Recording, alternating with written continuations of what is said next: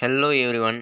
तो आज हम इलेक्ट्रोकेमिस्ट्री अब कंसेप्ट मैं आपको बता दूंगा, formula revision plus MCQ up to J level के कुछ एमसीक्यू का। शायद मैं एक ही इस लेक्चर में एक ही एमसीक्यू लूँगा। फॉर एग्जांपल के लिए एमसीक्यू का मैं अलग लेक्चर डालने वाला हूँ इलेक्ट्रोकेमिस्ट्री पे। तो देखिए, जस्ट फार्मूले बताने वाला हूँ इस लेक्चर में। तो ठीक है,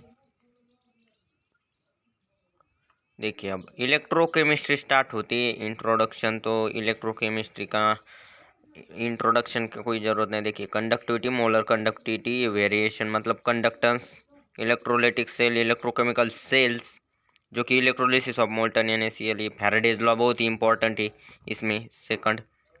और नेक्स्ट नस्ट इक्वेशन सबसे ज़्यादा इंपॉर्टेंट, और cell potential, standard cell potential, measurement of EMF, कुछ इम्पोर्टेंट टॉपिक्स है। तो चलिए सबसे पहले कंडक्टिविटी देखते हैं। कंडक्टिविटी में रेजिस्टेंस, कंडक्टेंस, रेजिस्टिविटी, कंडक्टिविटी, ये चार टर्म्स होती। अब रेजिस्टिविटी और कंडक्टिविटी का रिलेशन इनवर्स होता है। मतलब देखिए, ओहम मीटर इनवर्स और ओम इनवर्स जो कि सीमेन होता है, ओम इनवर्स को सीमेंस कहते हैं। तो हो गया इनवर्स रिलेशन पहले तो। और रेजिस्टेंस का इनवर्स कंडक्टेंस मतलब ओहम का सीमेंस। तो ये क्लियर होगा। अब देखो, V is equal to IR तो पता है, जो कि ओम्स लॉ है, हम नेक्स्ट देख लेने वाले हैं Ohm's law, V is equal to IR। तो R आ गया V अपॉन I, ओहम, और डिनोटेड बाय दिस सिंबल। हो गया रेजिस्टेंस क्लियर। कंडक्टेंस, अब कंडक्टेंस G से डिनोट करते हैं हम, रेजिस्टेंस को R। G जो कि अगेन वैसा ही रेसिप्रोकल ऑफ रेजिस्टेंस, मतलब सीमेंस यूनिट है और रेसिप्रोकल ऑफ रेजिस्टेंस है। अब ये जो है ना, ये फॉर्मूला है G का, के डैश, मतलब के डैश एक्चुअली है ना एक अलग क्वांटिटी है, मैं आपको बताने वाला हूँ आगे तक, रुको ज़रा सब्र करो। देखिए यहाँ पर ये एक बार क्लियर करता हूँ मैं। देखिए, सबसे पहले रजिस्टिविटी और कंडक्टिविटी देखते हैं। Resistivity rho is equal to RA upon L। Area, A is the area of cross sectional and L is the length. मैं एक मिनट आप पॉइंटर ही लेता हूँ। तो यहाँ पर ये RA अपॉन L फिजिक्स में भी देख चुके हैं हम, रजिस्टिविटी का ये फॉर्मूला। अब कंडक्टिविटी इसका रेसिप्रोकल करो, मतलब 1 × L L अपॉन RA, मतलब समझ आया ना आपको, उसका रेसिप्रोकल करके, मतलब 1 अपॉन रो करके कंडक्टिविटी के डैश जो कि कंडक्टिविटी होती। अब देखिए, अब 1/R की जगह G पुट कर दो, तो देखिए G इंटू एल अपॉन ए मिल गया कि नहीं, G इंटू एल अपॉन ए। अब G के साथ इक्वेट करो तो के डैश इंटू, मतलब ये जो है ना, ये इधर भेज दो। आपको ये तो समझ आया, 1/R को G लिखा हमने, और G को है ना अरेंज करो, मतलब A/L को इधर, L/A को इधर भेज के A/L, यानी कि ये फॉर्मूला क्लियर अप हो गया आपका G यानी कि कंडक्टेंस। तो आपके सभी ये फॉर्मूले क्लियर अप हो गए 2 मिनट में। अब नेक्स्ट देखते हैं basic terms used. Oxidising agent, oxidant, reducing agent, reductant. तो ऑक्सीडाइजिंग एजेंट जो होता है एक्सेप्टर ऑफ इलेक्ट्रॉन होता है, रिड्यूसिंग एजेंट जो कि डोनर ऑफ इलेक्ट्रॉन होता है, मतलब डोनेट करके ना दूसरे को रिड्यूस करने वाला, रिड्यूसिंग। अब खुद तो ऑक्सीडाइज होता है डोनेट करके, मतलब कुछ चार्ज पॉजिटिव होगा ना, डोनेट करके खुद ऑक्सीडाइज होगा, पर दूसरे को रिड्यूस करेगा, रिड्यूसिंग है। और ऑक्सीडाइजिंग का खुद रिड्यूस होगा, मतलब एक्सेप्ट करके रिड्यूस होगा, इलेक्ट्रॉन एक्सेप्ट करके ही रिड्यूस होते हैं ना, इलेक्ट्रॉन गेन करके। तो ऑक्सीडाइजिंग एजेंट क्लियर। अब कंडक्टेंस तो हो गया। कंडक्टिविटी, अब कंडक्टिविटी वो भी हो गया 1/R, अगेन वही बेसिक टर्म से। अब molar conductivity important topic, lambda M से मतलब डिनोट कर सकते हैं हम, जो कि ये जो कंडक्टिविटी होती है ना, उसको कॉन्सेंट्रेशन से डिवाइड करके 1000 से मल्टीप्लाई करो, मतलब 1000 की अपॉन सी, 1000 की upon C molar conductivity direct आती है। मतलब एट मोल कॉन्सेंट्रेशन है ना, कॉन्सेंट्रेशन, मोलर कॉन्सेंट्रेशन मतलब सी, मोलर कॉन्सेंट्रेशन जो होता है, तो मोलर कंडक्टिविटी हमें मिलती है, पर मोल कितनी कंडक्टिविटी, ऐसा भी आप बोल सकते हो। अब electron potential and cell potential, ये दो अलग टर्म्स है, मतलब दो टर्म्स है ना। Electron potential is the tendency of electron, मतलब tendency of electron to gain और लूज इलेक्ट्रॉन, मतलब जो इलेक्ट्रोड होता है ना उसकी टेंडेंसी, मान लेते कोई इलेक्ट्रोड डाल दिया हमने, मतलब उसकी जो टेंडेंसी होती है इलेक्ट्रॉन को गेन और लूज करने की, उसको इलेक्ट्रोड पोटेंशियल बोलते हैं। That is tendency to get oxidize और रिड्यूस, वही। अब यहाँ पर solution with its own ions known as electrode potential, मतलब when it contact with the solution, तो वही अगेन इलेक्ट्रोड पोटेंशियल होता है, defined as tendency of electrode to either lose और गेन इलेक्ट्रॉन। अब सेल पोटेंशियल क्या होता है, तो difference between electrode potential of two half cells that is cathode minus anode करते हैं ना हम, सेल पोटेंशियल निकालते हैं, मतलब EMF की वैल्यू, तो वही सेल पोटेंशियल है। तो क्लियर हो गई ये कंसेप्ट। अब देखते हैं टाइप्स ऑफ सेल्स। तो इलेक्ट्रोकेमिकल, इलेक्ट्रोलिटिक, प्राइमरी, सेकेंडरी, ऐसे कुछ टाइप्स है सेल्स के। इलेक्ट्रोकेमिकल मतलब क्या? केमिकल एनर्जी का ट्रांसफॉर्मेशन इलेक्ट्रिकल में करना है। These are cells in which electrical produce by redox reaction, मतलब केमिकल एनर्जी जो होती है ना रिडॉक्स रिएक्शन में, केमिकल रिएक्शन से, तो उसी को इलेक्ट्रिकल में कन्वर्ट किया जाता है। तो इलेक्ट्रिकल सेल, इलेक्ट्रोकेमिकल सेल आपको क्लियर अप होगा। जैसे कि वो जो मतलब बैटरी में सेल्स होते हैं ना, उसमें इलेक्ट्रोकेमिकल सेल होते हैं एक्चुअली, जो छोटे छोटे सेल्स बिना चार्ज वाले या फिर चार्ज वाले भी ले लो कुछ, मतलब इलेक्ट्रो केमिकल सेल्स एक्चुअली ज़्यादातर बोला जाए तो बैटरी से भी बढ़िया कौन सा है। एक एग्जांपल भेज देता हूँ मैं, बैटरी को छोड़ दो, एक मतलब गट्टू बोलते हैं हम उसको, जो नहीं का बैटरी अगेन कैसी बैटरी, बट जो हमारे मोबाइल में होती है वो नहीं बोल सकते शायद, बट जो बड़ी बड़ी गाड़ियों में हमें देखने, मतलब एसिड बैटरी एग्जांपल, मतलब एसिड जिसमें होता है तो केमिकल रिएक्शन होती है ना एसिड से, तो वो इसका एग्जांपल। अब प्राइमरी और सेकेंडरी पहले देखते। प्राइमरी तो ड्राई सेल, मर्क्यूरी सेल, वो एक्चुअली प्राइमरी सेल होते हैं, और secondary cell lead storage battery हमारे मोबाइल में जैसी होती है उसको सेकेंडरी बोलते हैं। अब इलेक्ट्रोलिटिक जो सेल है ना, उसको वो कौन से होते हैं, मतलब सेल्स विच इज, मतलब these are the cells in which electricity is pass through solution of electrolyte so that bring about redox reaction, मतलब जो इलेक्ट्रोलाइट होता है ना, मान लेते कोई इलेक्ट्रोलाइट, उसमें से इलेक्ट्रिसिटी पास करके होता है ना जो, तो वो इलेक्ट्रोलिटिक सेल बोलते हैं। और जो एसिड का है ना, मतलब उस जिसमें एसिड में इलेक्ट्रिक, और सेल का भी एग्जांपल तो मैंने दिया है बैटरी सेल्स, मतलब वो कुछ समय बाद केमिकल रिएक्शन जब स्टॉप होती है ना, तो मतलब वर्क करना बंद कर देता है वो इलेक्ट्रोकेमिकल और इलेक्ट्रोलाइटिक सॉल्यूशन वाला, मतलब इसको तो हम चार्ज भी कर सकते हैं। तो आई होप ये कुछ क्लियर हो गया होगा। और नेक्स्ट है फ्यूल सेल, जो कि H2 हाइड्रोजन ऑक्सीजन, जिसमें से फ्यूल सेल्स बनते हैं कंबशन से। आपने तो ये देखा ही होगा जनरेटर, अगेन मतलब जनरेटर में हाइड्रोजन ऑक्सीजन नहीं, बट मतलब वही टाइप का होता है। अब इलेक्ट्रोकेमिकल सीरीज बहुत ही इंपॉर्टेंट है। अब इलेक्ट्रोकेमिकल सीरीज जो है ना, मेटल्स सभी, मतलब इलेक्ट्रोड्स के लिए, metals having higher positive electron reduction potential value, standard electrode reduction potential values metals की हायर पॉजिटिव होती है, and they undergo reduction more readily, and good oxidising agent तो होते हैं मेटल्स। अब मेटल्स हैविंग हायर, अब वैसे तो इलेक्ट्रोड मेटल के ही होते हैं ना, ये मतलब ये देखिए आपकी कंसेप्ट क्लियर हो जाएगी। Metals having highest negative electrode reduction values, मतलब ज़्यादातर है ना इलेक्ट्रोड जो होते हैं ना मेटल के होते हैं ज़्यादातर। कभी कभी हम लेते हैं कुछ। अब देखिए metals having higher negative electron standard reduction potential के हायर निगेटिव वैल्यू होगी मेटल की, तो undergo oxidation more readily and good reducing agent, मतलब वॉइस वर्स, ये गुड ऑक्सीडाइजिंग एजेंट पॉजिटिव के लिए गुड ऑक्सीडाइजिंग, और इलेक्ट्रॉन पोटेंशियल निगेटिव, तो इससे कन्फर्म ये होता है कि गुड रिड्यूसिंग एजेंट है। और अंडरगो, मतलब अंडरगो जाने दो, गुड रिड्यूसिंग एजेंट है तो अंडरगो ऑक्सीडेशन ही होगा, मतलब रिड्यूसिंग एजेंट खुद ऑक्सीडाइज होता है ना, अंडरगो ऑक्सीडाइजेशन, तो वो छोड़ दो। बट ये याद रखो बस, इसमें पॉजिटिव, देखिए मैं क्लियर अप करता हूँ इसको, क्लियर अप हो गया।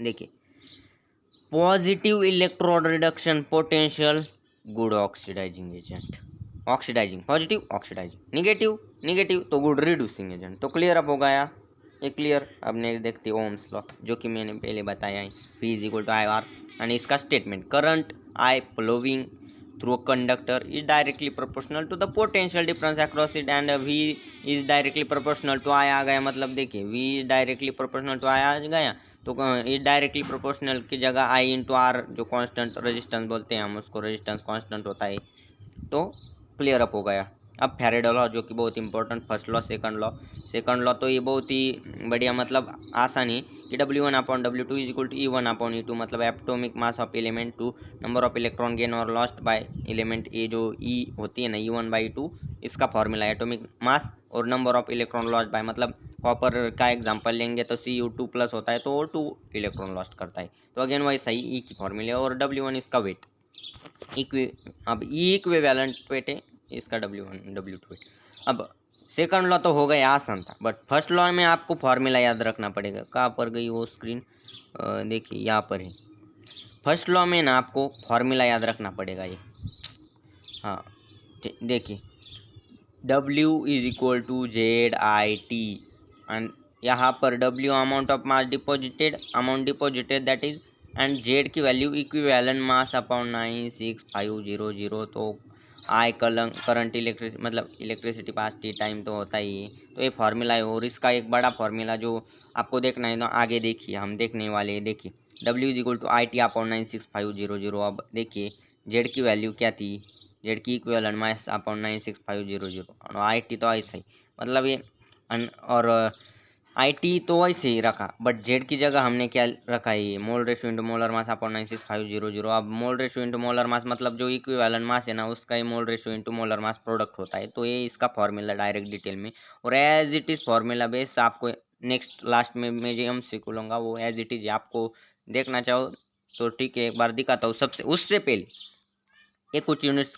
मतलब कंफर्म कर ले कि 1 फैरेड 96500 होता है। 1 litre 1 DM³ 1 litre is 1000 centimetre cube और मिलीलीटर, और 1 मोल जो कि 22.4 सॉरी 22.4 लीटर होता है, और 22400 मिलीलीटर में कन्वर्ट करना। तो और ये जो कुछ मेटल्स है ना, देखिए एलिमेंट्स से Cu तो Cu2 प्लस होता है, मतलब ज़्यादातर ऑक्सीडेशन स्टेट मतलब 2 प्लस यानी 2 इलेक्ट्रॉन ऐसे रिलीज करता है। तो 2 फैरेडे चार्ज, 2 इलेक्ट्रॉन मतलब 2 फैरेडे।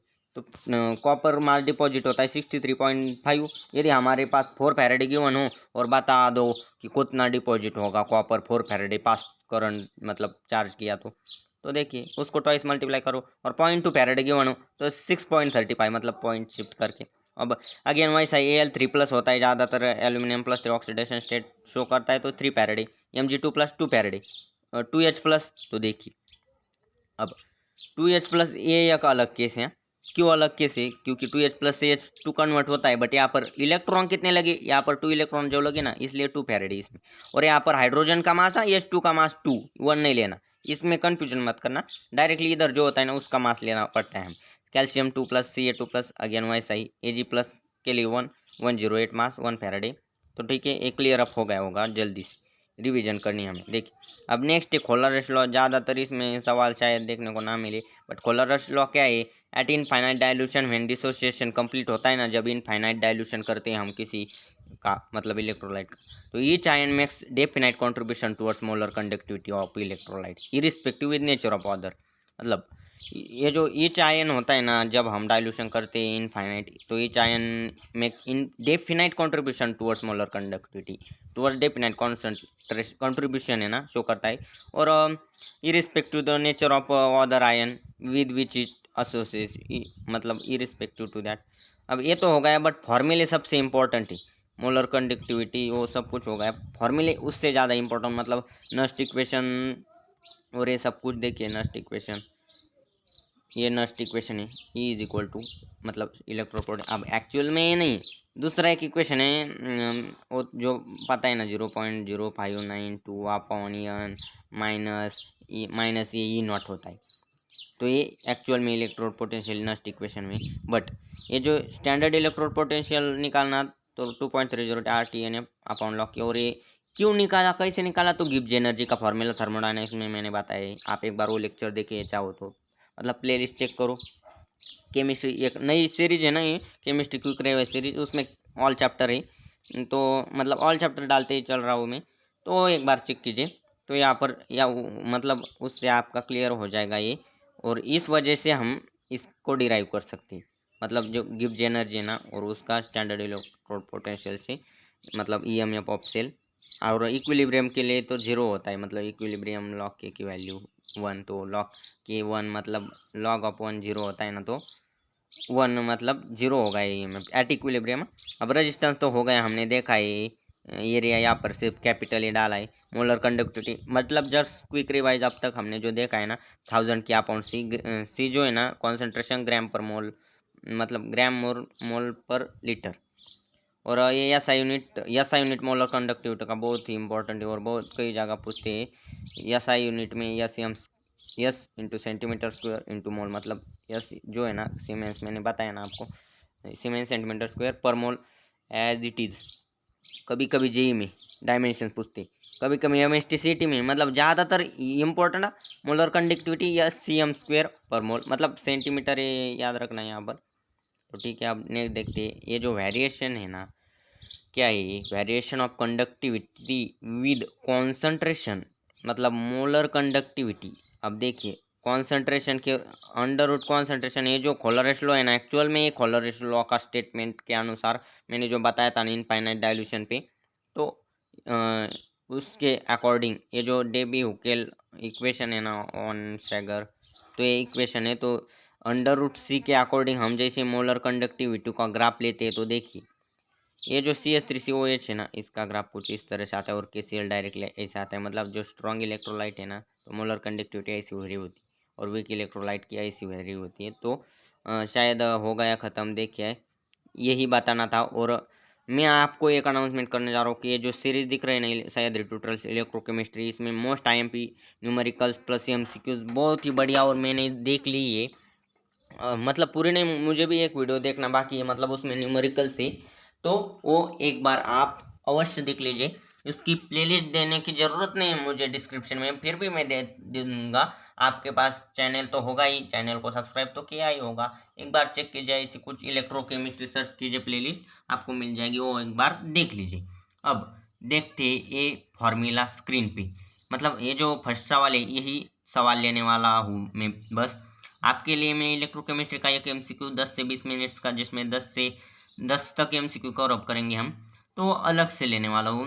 मतलब कमेंट करते चलो, जल्दी से आपने कमेंट किया तो मैं भी जल्दी से वो वीडियो बना दूंगा। अब देखिए इस वीडियो में अकॉर्डिंग टू फैराडेज लॉ इस क्वेश्चन में पूछा है, तो ऑप्शंस को देख के क्या पता चलता है?